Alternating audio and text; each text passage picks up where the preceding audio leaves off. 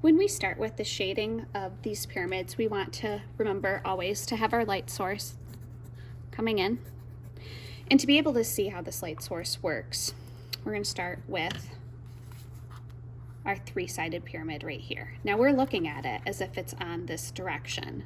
So if we turn it this way and we notice that the light actually is coming from this direction, we notice that the shadow is created by this point.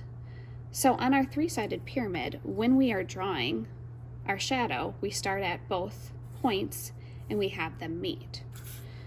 So what I like to do is I like to line up with, parallel to the bottom of the end of the page, the edge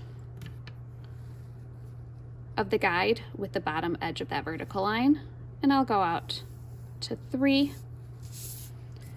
And then I will connect the end of that with the edge on the right side, because that is where the shadow starts. That. So this is the shape of the shadow. Now for the four-sided pyramid, it's a little bit different, because if we're looking at it on its edge, like we are here,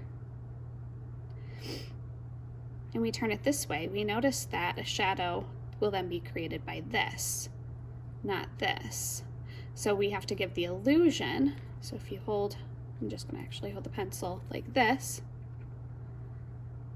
So if you see, where the shadow would start would be a little bit above the edge of that right point.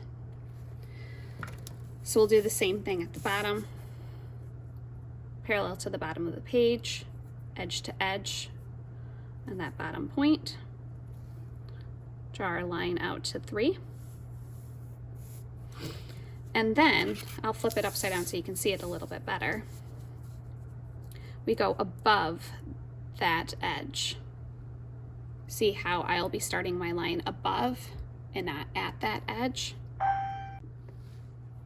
Now when it comes to shading, I'm going to show you this first before I actually do the time lapse of showing it how it should be shaded. On the three-sided pyramid, when we have the light coming in, the light is really hitting, it's hard to see, like this edge right here. So this is going to be very, very light. If there's going to be any shading, it's going to be super light. The opposite side will always be dark. And then we go dark to medium to light and fade to nothing as we use the smudging tool to spread it out. For the four-sided pyramid, similar to that, but when we are working with this, and it's hard to see with the light source is actually coming from back here. So this is going to be a little bit darker than this, so I call it like a medium or light medium. This will always be dark, and we go dark to medium to light. You'll see these darker lines are the accent lines. This one is also a cross, but then it goes up a little bit too, just to have a nice defined edge where the shadow meets the shape.